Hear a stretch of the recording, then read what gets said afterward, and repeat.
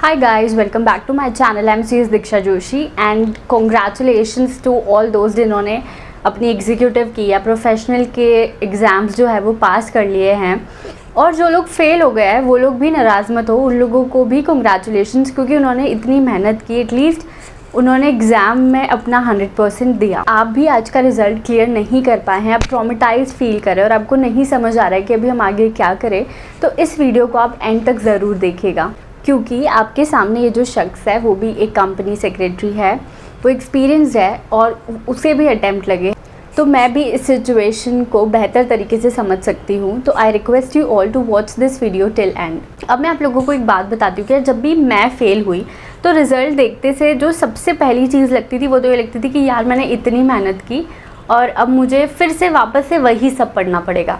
और दूसरी चीज़ जो मुझे लगती थी वो थी कि अब लोग क्या बोलेंगे, क्योंकि शुरू से हमारे दिमाग में ऐसे ही डाला जाता है कि फ़ेल हो गए मतलब आपने कुछ अच्छा नहीं किया।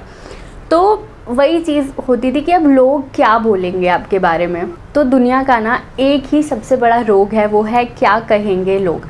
तो उस टाइम पे ऐसी फीलिंग आती थी यार, एक पहली चीज़ तो ये कि अब मुझे वापस से ये सब पढ़ना पड़ेगा, मैंने इतनी मेहनत की, और दूसरी चीज़ ये कि यार उन लोगों को क्या जवाब देंगे जो हमारे ऊपर क्वेश्चन उठाते रहते हैं, या उन रिश्तेदारों को क्या बोलेंगे जो हमें आए दिन पूछते रहते हैं कि क्या हो गया, क्या चल रहा है रिज़ल्ट का, क्या कर रहे हो, कैसा चल रहा है। तो वही चीज़ जो है वो अपने दिमाग में बार बार घूमती है। अगर कोई नहीं होगा पूछने वाला तो शायद मैं फिर से अगले दिन से उठ के पढ़ाई कर लूँगी कि ठीक है यार फेल हो गए, कोई बात नहीं, अगली बार फिर दे देंगे। पर जब इतने सारे सवाल जुड़ जाते हैं तो वो थोड़ा डिफ़िकल्ट हो जाता है। अब ये चीज़ तो मेरे साथ भी हुई थी, क्योंकि अगर हम प्रोफेशनल एग्जाम्स में हैं तो बहुत रेयरली बच्चे पूरा एक शॉट में क्लियर करते हैं, आपको अटैम्प्ट्स तो लगते ही है।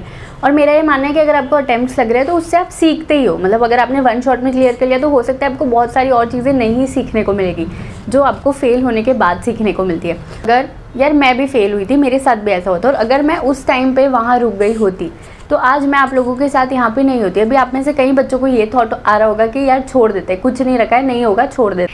अब आप लोगों के पास 2 ऑप्शंस है, या तो आप इस कोर्स को छोड़ दो, और या दूसरा ऑप्शन है कि आप फिर से उठो और चलने लगो। और दूसरे ऑप्शन के लिए आपको सबसे पहली चीज़ जो है वो है एक्सेप्टेंस। आप एक्सेप्ट कर लो कि आप फेल हो गए, क्योंकि अगर आप ये चीज़ को नहीं एक्सेप्ट कर पा रहे हो तो फिर आगे नहीं कर पाओगे, आप प्रिपरेशन ही नहीं कर पाओगे आगे के लिए। अभी आज आप ये एक्सेप्ट कर लो कि हाँ भाई हो गए फेल, पहले आप उस चीज़ के लिए 2 दिन लो, 4 दिन लो, 7 दिन लो, पर वापस से जब आप लौट कर पढ़ने बैठोगे तब ये चीज़ आपके दिमाग में नहीं आनी चाहिए बार बार रह कर कि यार मैं फ़ेल कैसे हो गया। जितने भी आपके थॉट्स हैं, जितने भी आपको आ रहे हैं, आप रिलैक्स हो जाओ। सारी चीज़ों को ओवरकम करने के लिए 7 डेज़ आर इनफ। बार बार ये चीज़ बीच में नहीं आनी चाहिए। और दिमाग में जितना भी चल रहा है ना, कौन क्या बोलेगा, ये क्या बोलेगा, वो क्या बोलेगा, उस सारी चीज़ों को निकाल दो और एक चीज़ बोलो कि हाँ भाई अब हो गए फेल, अब क्या करना है। क्योंकि एक बात बताऊँ आपको, जो लोग CACS कर रहे हैं या फिर जो लोग CACS बन चुके हैं, या ऐसे लोग जिनको इसके बारे में पता है, वो लोग आपसे कभी ये चीज़ बोलेंगे ही नहीं कि तू फेल कैसे हो गया या तू फेल क्यों हो गया। आपको बोलेंगे वही लोग जिनको कोई आइडिया नहीं, जो इस कोर्स को नॉर्मल BCom और दूसरे कॉलेज के डिग्री से कंपेयर करते हैं, वो लोग आपको आकर बोलेंगे अरे तू फेल हो गया। उनके लिए फेल होना मतलब कि आपने पढ़ाई नहीं की, उनको नहीं पता है कि किस लेवल के एग्ज़ाम है, वो लोग आपको आकर बोलेंगे।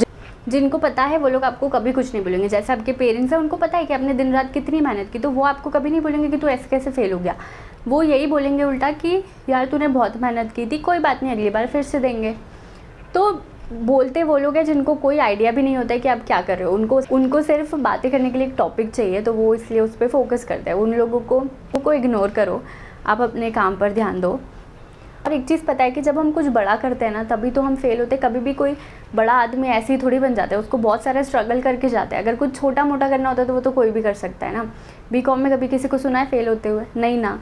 तो बस इट्स वेरी नॉर्मल। आप कोई बड़ी चीज़ कर रहे हो तो बड़ी चीज़ के अंदर फेलियर्स तो आएंगे ही आएंगे, उसको एक्सेप्ट करो, वो बहुत नॉर्मल है।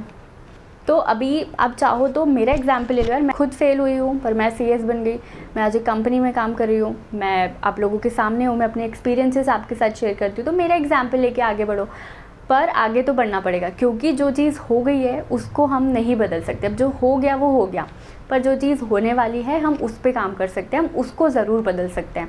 तो अभी जो भी होने वाला है या आपका जो नेक्स्ट अटैम्प्ट है, आप उसके ऊपर फोकस करो कि आपको वो कैसे क्रैक करना है। तो आप उसके लिए प्रॉपर प्लानिंग करो, प्रॉपर रिविजन शेड्यूल बनाओ, प्रॉपर आप पेपर सॉल्व करो। तो आप जब आप प्रॉपर प्लानिंग के साथ ये सारी चीज़ें करोगे तो ईजीली वो चीज़ क्लियर होगी, डेफिनेटली होगी, कोई नहीं रोक सकता। और एक और चीज़ जो आप ध्यान रखो कि your success is just delayed and not cancelled.